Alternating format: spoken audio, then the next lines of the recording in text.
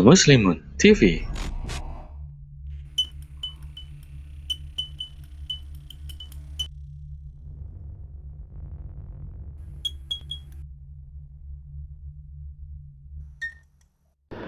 Assalamualaikum warahmatullahi wabarakatuh.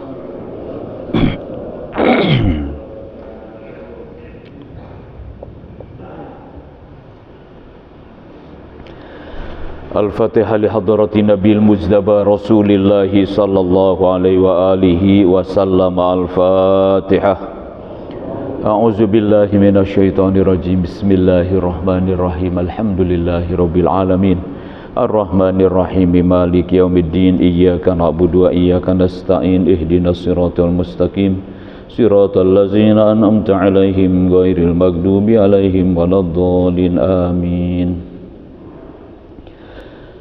Semua ila hadarat ulama ilah min masyarikil ardi wa magharibiha barriha wa bahri aina makanuh min aimatil muslimin al mujtahidin al fuqaha wal ulama il amilin wa awliya'is siddiqin wal asfiya'is salihin, khususan al-Syekh Sihabuddin Ahmad bin Hajar al-Asqalani wa Syekh Muhammad Nawawi bin Umar al-Jawi, wa ila hadarat asatizatina wa murabbina wa muallimina wa muhazzibina wa mursyidina, khususan Syekh Abdullah bin rahimahumullah wa nafa'anallahu bi ulumihim. Al-Fatihah.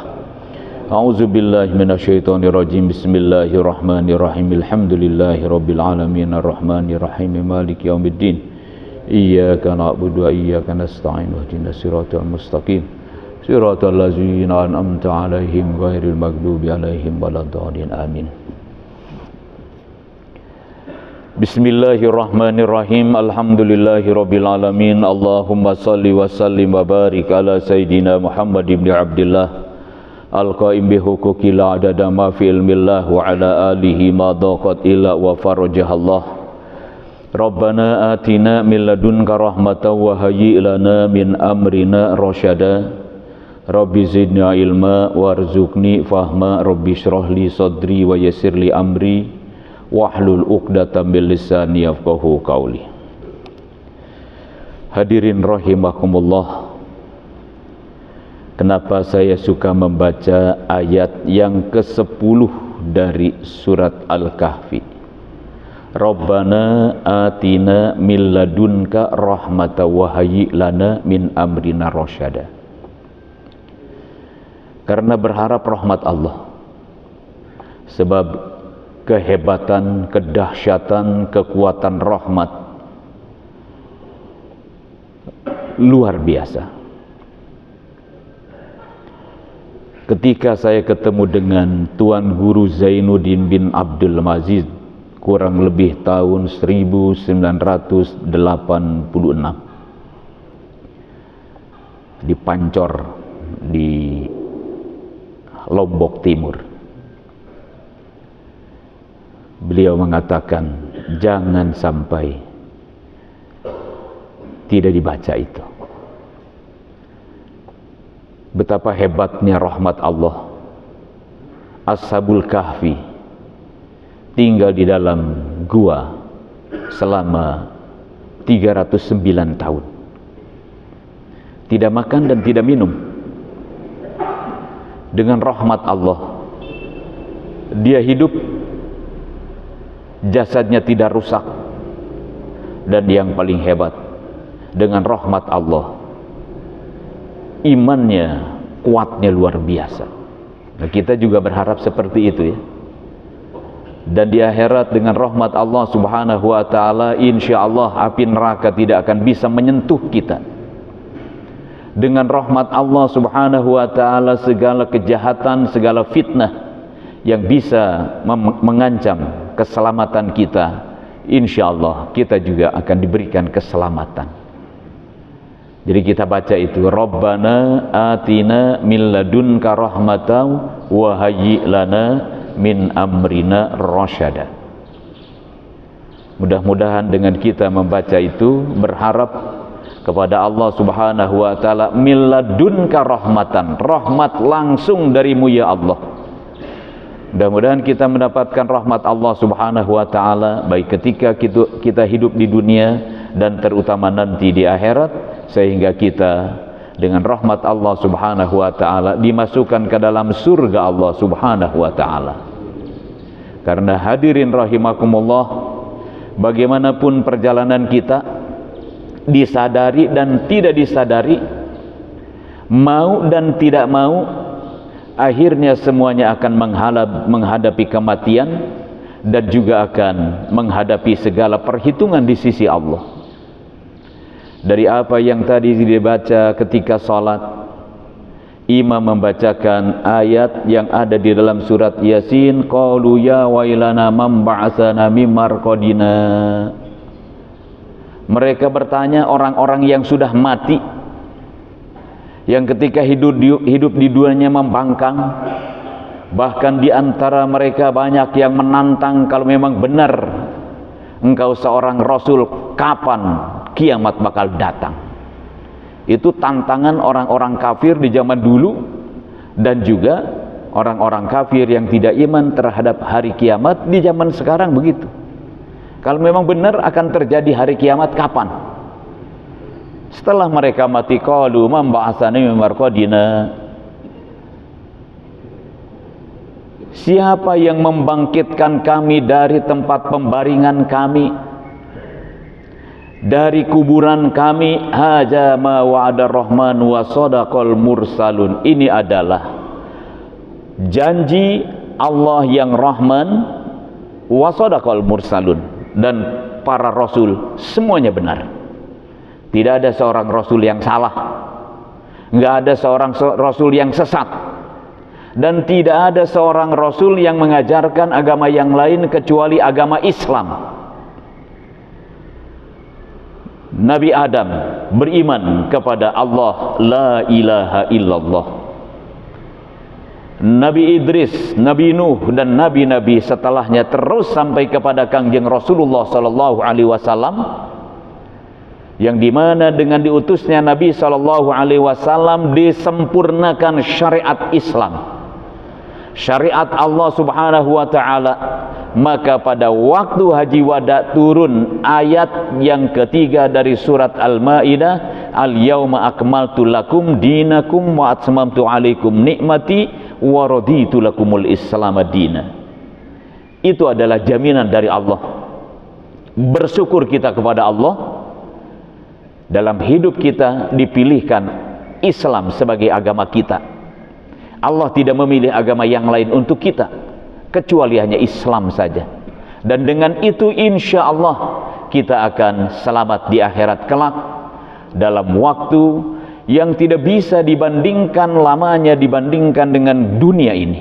Dunianya sebentar, sedangkan akhirat abadal abidin, selama-lamanya. Dan hitungan satu hari di akhirat sama dengan 1000 tahun dalam hitungan kamu sekarang. Jadi luar biasa. Jadi waktu yang sebentar kita ini kita gunakan untuk kehidupan kita, untuk waktu yang tidak terbatas, yang abadal abidin. Oleh karenanya mari kita jaga iman kita, jaga Islam kita, sempurnakan ibadah kita. Syariat jangan sampai membelok, syariat jangan sampai nyimpang kecuali apa yang diajarkan oleh Rasulullah sallallahu alaihi wasallam. Mudah-mudahan dengan demikian kita insyaallah akan menjadi orang-orang yang selamat di hadapan Allah Subhanahu wa taala di akhirat. Kita akan disimpan di dalam surga yang mulia, yang di dalamnya penuh dengan kenikmatan. Karena apa yang tadi sudah dijelaskan, yang tadi sudah dibaca di dalam salat itu adalah membahas tentang kehidupan setelah hidup ini. In kanat illa sayhata wahidatan faizahum jami'ul ladayna muhdharun. Kata Allah, semua kejadian itu, manusia di hari kiamat dimatikan, kemudian dibangkitkan, illa sayhata wahidatan, kecuali hanya satu teriakan saja, mati semua. Kalau orang menantang hari kiamat dan bahkan bertanya, orang bagaimana bisa Allah bisa mematikan para malaikat, mencabut nyawa dengan sekian miliar manusia nanti? Kalau sekarang saja hidup manusia hampir 8 miliar. Di akhir zaman berapa miliar? 10 miliar, 20 miliar, wallahu a'lam. Banyak banget. Bagaimana itu? Kata Allah, in kanat illa sayhatan wahidatan fa izahum jami'ul ladayna muhdarun. Dan semuanya pasti akan dihadirkan, akan berhadapan dengan Allah Subhanahu wa taala. Enggak ada yang tidak akan berhadapan dengan Allah, dan tidak ada seorang manusia yang tidak diminta pertanggungjawaban. Kata Allah, fal yauma la tuzlamu nafsun syai'a wa la tuzzauna illa ma kuntum ta'malun. Hari ini kalian tidak ada satu jiwa pun yang dizalim oleh Allah. Apa yang didapatkan itulah hasil amalan kita. Apa yang dirasakan itulah amalan kita. Maka kata Allah dalam hadis qudsi, ya ibadi inna a'malakum uhsikum iyyaha. Sesungguhnya amalan-amalan kalian semua akan dihitung. Summa wafikum iyyaha. Kemudian akan aku kembalikan kepada kalian semua cukup, tidak ada yang dikurang dan tidak ada yang dilebihkan. Fa iza wajada khairan falyahmadillah. Kalau dia mendapatkan kebaikan maka bersyukur pada Allah. Ucapkan alhamdulillah. Wa iza wajada ghairu yazalik fala yalumanna illa nafsah. Kalau dia mendapatkan ketidakbaikan, dosa yang dia dapatkan, siksa yang dia rasakan, jangan menyalahkan yang lain kecuali dirinya sendiri. Kita sekarang hidup di dunia disebut orang mukallaf, orang yang dipaksa, yang harus melaksanakan kewajiban sendiri dan tidak disangkutkan dengan yang lain. Apa yang kita buat kita. Yang baik, yang soleh, ibadah, maksiat dan sebagainya, semua akan kembali. Maka kalau kita mendapatkan apapun yang tidak baik, fala yalumanna illa nafsah. Kata Allah, dia tidak boleh menyalahkan kecuali dirinya sendiri. Fal yauma la tuzlamu nafsun syai'an wa la tuzzauna illa ma kuntum ta'malun. Kecuali apa yang sudah kalian kerjakan dulu. Demikianlah bapak-bapak, ibu-ibu, sedikit dari apa yang sudah dibaca. Karena itu surat Yasin yang setiap hari kita baca, dan insya Allah sebagian besar di antara kita mungkin sudah pada hafal ini surat Yasin. Karena itu adalah termasuk surat munjiat yang dibaca setiap hari minimal 2 kali, dari ba'da maghrib dan juga ba'da subuh, yang dijadikan sebagai wirid yang memang diperintah oleh Rasulullah sallallahu alaihi wasallam. Iqra'u surat Yasin, baca oleh kalian surat Yasin, bahkan dihadiahkan untuk orang-orang yang mati. Iqra'u surat Yasin ala mautakum, kepada orang-orang yang sudah mati di antara kalian. Untuk orang-orang yang sudah mati, untuk mayit-mayit. Kalau ada orang yang tidak percaya karena katanya orang yang sudah mati nggak ada hubungan lagi dengan orang yang masih hidup, ya itu adalah urusan dia. Tapi kalau saya yakin apa yang dibaca, apa yang diniatkan untuk orang yang sudah meninggal dunia, maka akan sampai kepada mereka. Karena memang mereka sangat membutuhkan dan mereka menerima segala kebaikan-kebaikan dari orang yang sudah, dari orang yang masih hidup di dunia untuk orang-orang yang sudah meninggal dunia. Kalau orang yang mati tidak ada lagi hubungan, segala yang dibuat tidak ada lagi, tidak akan sampai kepada mereka. Orang sudah mati, sekalipun orang yang tidak percaya, kalau doa, kalau apa yang dibaca tidak sampai kepada orang yang mati, ketika membaca doa kematian, Allahumma gfir lahu warhamhu wa'afi wa'fu anhu, itu kan orang yang hidup untuk yang mati, berarti sampai itu. Dan Rasulullah membaca ketika melewati alam kubur, bahkan Rasulullah, assalamualaikum ya ahlal kubur, assalamualaikum ya ahlad diyar. Dan ketika Rasulullah melewati kuburan, tiba-tiba ada ayam berkokok seperti kehausan, seperti menderita. Kata Nabi, hati-hati, dia sedang mendengar orang, jeritan orang yang sedang disiksa di alam kubur. Kata Nabi, ambil pelepah kurma, ditancapkan di dalamnya.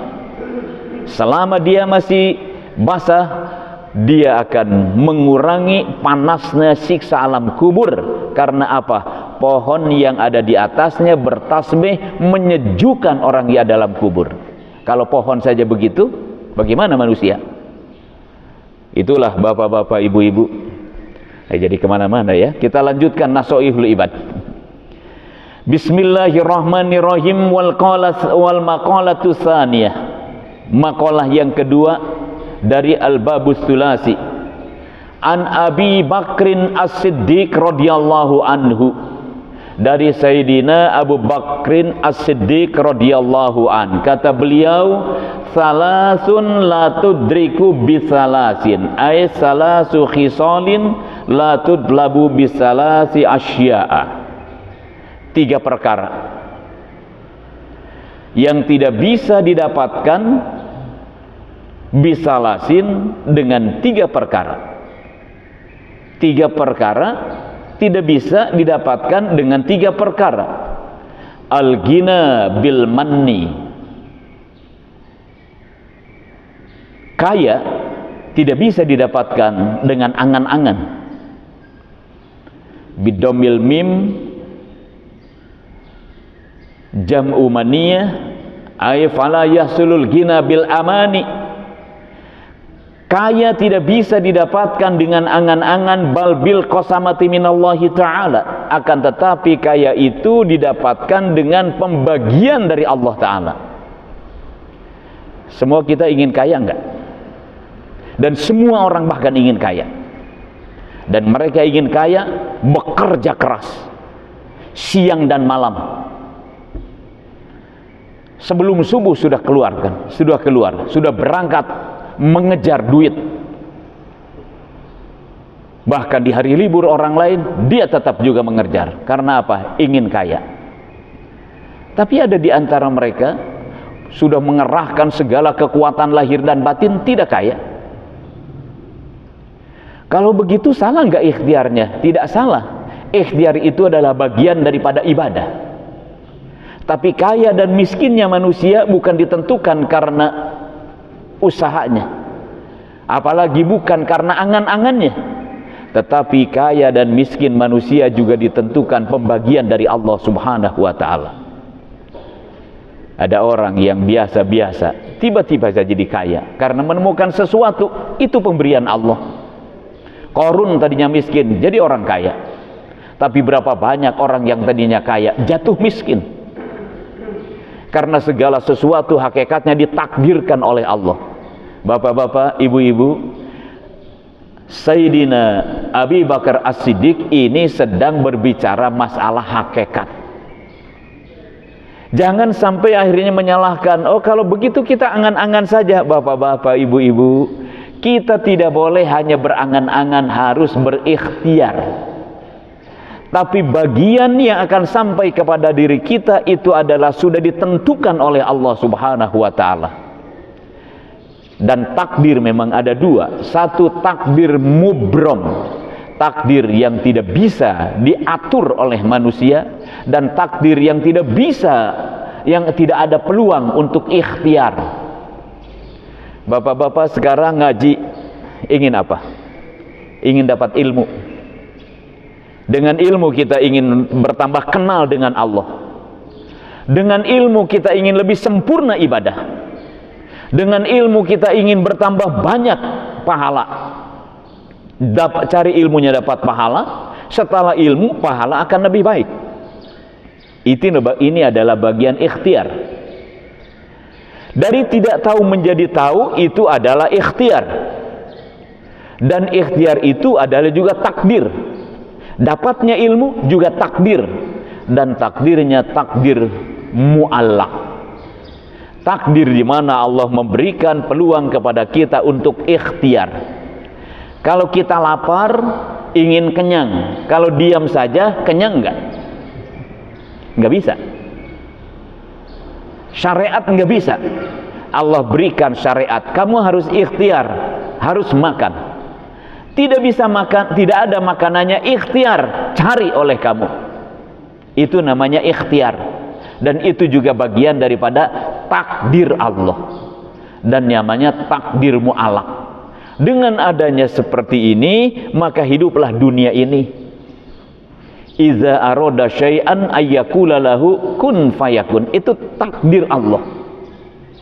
Manusia jadi, kata Allah, kun fayakun. Ada syariat, ada nikah, ada pergaulan dulu. Setelah itu Allah menyimpan janin di dalam rahim, berkembang sampai 9 bulan. Setelah lahir, jadilah manusia. Takdir semuanya. Dan dalam perjalanan hidup kita tidak ada yang di luar takdir. Maka kata seorang ahli sufi, Ahmad bin Athaillah As-Sakandari, manusia ini tidak bisa lepas dari takdir kecuali dari satu keadaan takdir dan berpindah kepada takdir yang lain. Orang miskin adalah takdir, ingin kaya, berusaha juga takdir, menjadi kaya juga takdir. Jadi berpindah dari miskin menjadi kaya, itu semua takdir. Nggak ada yang bisa keluar dari takdir Allah Subhanahu wa ta'ala. Oleh karenanya kita harus menyempurnakan ilmu kita, menyempurnakan syariat kita. Karena Allah Subhanahu wa ta'ala memberikan peluang seperti itu. Baik, kita lanjutkan. Wasyababil khabab. Dan juga tidak bisa kepemudaan didapatkan dengan warna rambut. Kan ada orang ingin berpenampilan muda, padahal sudah tua. Tua dia tidak bisa menjadi muda karena warna rambut. Tetap saja tua. Ya, kalau kelihatan hanya rambutnya saja dari putih menjadi agak hitam, atau mungkin dengan warna yang lain, penampilan seperti muda tapi tetap dalamnya tua juga mesinnya. Segala penyakit yang ada dalam diri setelah tua dengan disat rambutnya juga tidak berubah. Fala yasulu syabab bi khadabi sya'ri bil hana wan nahwihi was-sihah bil adwiyah. Dan juga sehat tidak bisa didapatkan dengan obat. Fala tahsulu sihah bin nafsil adwiyah bal bi syifaillahi ta'ala. Sehat tidak bisa dengan takdir, dengan obat itu sendiri. Akan tetapi bisyifaillah, orang sakit menjadi sembuh, berobat, itu adalah syifa, kesembuhan dari Allah Subhanahu wa ta'ala. Ini yang harus hati-hati. Oh, kalau begitu kita nggak usah berobat, sebab obat tidak bisa memberikan pengaruh. Bapak-bapak, ibu-ibu, segala apa saja tidak ada yang bisa memberikan pengaruh kepada kita kecuali dengan takdir Allah. Maka dalam ilmu tauhid ada namanya hukum adat. Adat itu bukan budaya yang dimaksud, tapi adat adalah sunnatullah. Orang sakit panas, obat sakit panas itu apa yang dalam obat? Ada ibuprofen atau apa? Atau apalagi itu obat yang bisa menghasil paang ahli kimia yang bisa merendahkan, yang bisa menghilangkan panas dalam tubuh kita. Apa? Paracetamol. Paracetamol bisa menghilangkan panas yang ada pada tubuh manusia. Tapi bukan kekuatan dari paracetamol itu. Allah sudah memberikan izin kepada paracetamol menjadi sebab untuk manusia menghilangkan panas. Tapi akidah kita tidak boleh mengatakan bahwa karena ini hakikatnya paracetamol bisa menghilangkan panas tubuh kita ini dengan izin Allah, bisyifaillah. Ini adalah masalah akidah dan iman dan syariat. Jadi jangan sampai kita menghilangkan syariat, jangan meninggalkan syariat. Kalau kita haus, harus makan, harus minum, atau nggak boleh makan dan minum? Kan harus minum. Syariat, air diberikan izin oleh Allah Subhanahu wa ta'ala bisa menghilangkan haus. Itu namanya hukum adat, sunnatullah. Sehingga manusia mempunyai ilmu dan mempunyai ukuran. Kalau manusia mengikuti sunnatullah, itu akan maju. Kalau manusia mengikuti sunnatullah, itu aman. Maka kita jangan sampai meninggalkan syariat. Nah, Sayyidina Abu Bakar As-Siddiq mengatakan begini, as-sihah bil adwiyah, tidak bisa sehat didapatkan dengan semata-mata obat, tapi bisyifaillah, semata-mata karena penyembuhan dari Allah Subhanahu wa ta'ala. Jadi bapak-bapak, ibu-ibu boleh menjalankan syariat. Anak kita panas, dibawa ke dokter, dikasih resep, ternyata obatnya adalah diantara kandungannya tadi paracetamol, dikasih, oh alhamdulillah sembuh. Dengan sebab Allah musabibul asbab, Allah yang membuat, yang menciptakan berbagai macam sebab. Sebab itu sebagai sunnatullah yang bisa dipelajari oleh manusia, maka majulah kehidupan ini. Jadi segala sesuatu hakikatnya karena Allah, bukan hanya masalah obat saja. Wasihabil adwiyah. Kemudian kita lanjut ke satu lagi.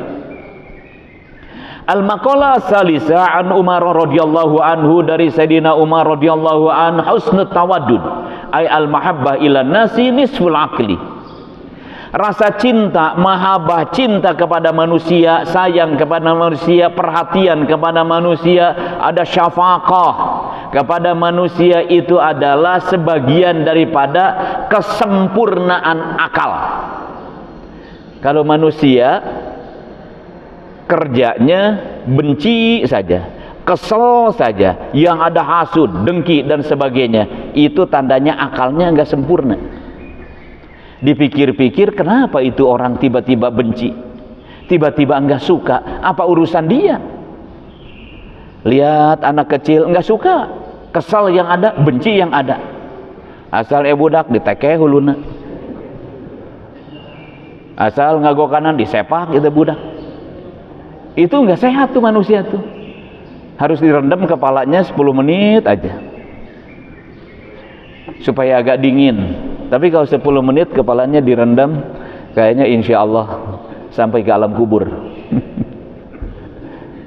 Jadi kalau orang tidak ada rasa tawadud, tidak ada sayang, tidak ada perhatian, itu tandanya kurang sempurna akalnya. Ada orang melihat anak kecil nggak suka, sedang duduk, anak kecil kan suka kadang-kadang sok kenal tuh anak kecil, tiba-tiba seperti mau menyapa, itu orang diam aja nggak suka. Kalau kita kan melihat anak kecil begitu, oh lucu, diusap kepalanya, bacakan sholawat, dihibur itu anak, sampai orang tuanya senang karena terhibur dengan penghargaan dia, menyambut bagaimana itu anaknya menyapa dia. Tapi ada orang yang tidak begitu, ada yang tidak suka. Maka tawadud, lemah lembut, menunjukkan rasa sayang, cinta, apalagi kepada anak kecil, itu termasuk nisful akli, termasuk diantara sebagian kesempurnaan akal. Jadi bapak-bapak, ibu-ibu, seperti kita diajar oleh Rasulullah, harus diajar tuh, terutama kepada anak kecil dan kepada yang lain juga sama. Harus ada perhatian, rasa, namanya pandangan ainur rahmah, yaitu pandangan cinta, pandangan sayang, termasuk bahkan kepada makhluk yang tidak berakal. Karena di dalam cerita orang-orang para ulama di zaman dulu, Sayyidina Umar ketika ada anak kecil sedang mempermainkan burung pipit, bahasa Arab namanya usfur, diikat kakinya, mau terbang, ditarik lagi. Kan masyarakat kita juga banyak tuh yang bengis terhadap makhluk yang lain. Kuda dipakai, dimeres tenaganya, dipecut badannya, dipaksa supaya membawa beban yang berat. Itu kurang sempurna akal manusia begitu.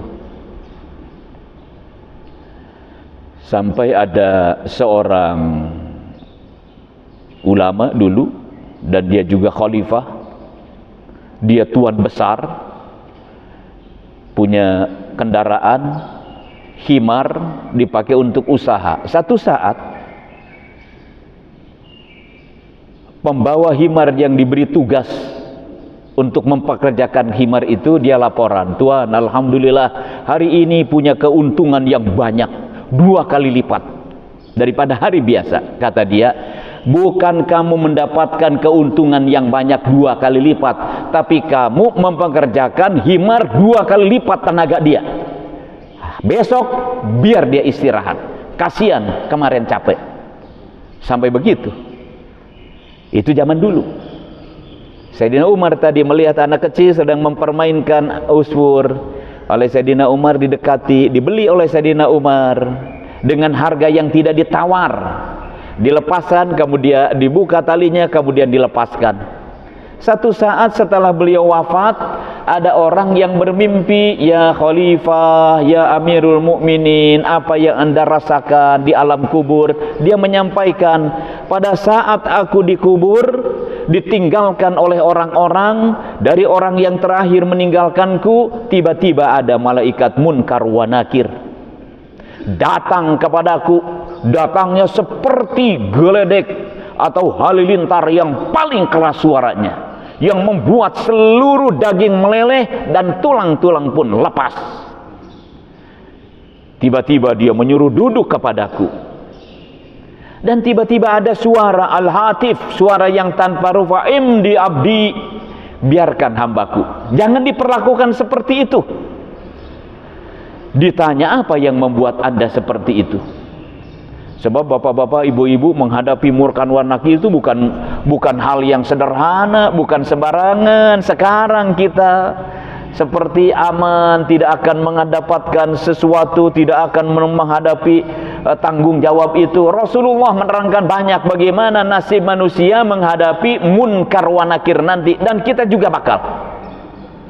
Kata Sayyidina Umar, datang suara tanpa rupa, "Imdi abdi, biarkan hambaku, perlakukan lemah lembut." Kenapa bisa seperti itu? Rahmat Allah datang kepadaku. Karena apa? Karena satu saat aku membebaskan burung pipit yang tadi, sehingga rahmat Allah menjaga, melindungi diriku dari huru hara, dahsyatnya, takutnya di alam kubur.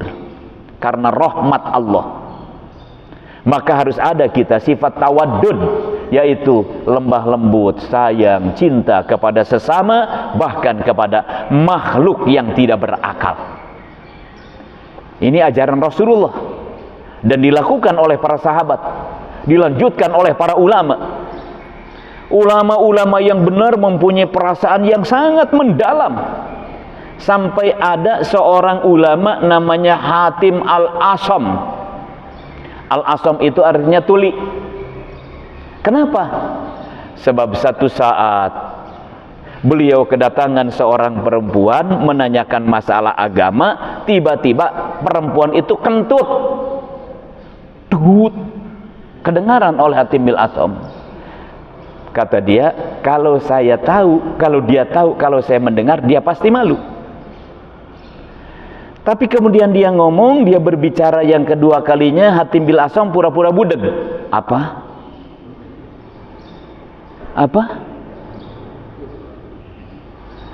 Perempuan itu menyimpulkan Al-Hatim itu budeg, disebarkan kepada kemana-mana. Padahal dia enggak budeg. Yang tadi dia lakukan begitu menjaga perasaan. Sampai seperti itu. Rasulullah dengan sahabat terjadi satu saat, tiba-tiba sedang berkumpul bau kentut. Kan kentutnya ada 3 macam. Ada kentut durot yang gede, ada kentut yang sedang-sedang, ada kentut fusah, kentut kences. Kentutnya kedengaran, tapi baunya kemana-mana. Tiba-tiba meledug aja bau. Ribut para sahabat. Gimana ya? Kata mereka, nanti kita lihat siapa yang wudu, berarti batal wudunya, dia yang kentut. Kata Rasulullah, tajdidul wudu rahmatun. Memperbaharui wudu itu adalah rahmat. Rasulullah tahu kalau bau kentut, tahu. Tapi menjaga perasaan orang yang kentut, kata Rasulullah, memperbaharui wudu adalah rahmat. Oleh karenanya, mari kita wudu lagi. Semua nggak ada yang tahu, selamat. Begitulah at-ta'addud. Kalau kita kan enggak, malah dia kentut. Saya dengar dia kentut. Jadi kalau kita ini banyak di kalangan kita yang kurang menjaga perasaan. Rasulullah, para sahabat, para ulama dan sebagainya mengamalkan tuh akhlak seperti itu. Demikian ibu-ibu, mohon maaf waktunya sudah lewat. Saya cukupkan dulu sampai di sini. Mudah-mudahan Allah berikan panjang umur, sehat walafiat dalam taat pada Allah Subhanahu wa taala. Ketemu lagi pada hari Sabtu 1 bulan yang bakal datang. Subhanakallahumma wa bihamdika asyhadu an la ilaha illa anta astaghfiruka wa atubu ilaik. Alhamdulillahirabbil alamin. Assalamualaikum warahmatullahi wabarakatuh.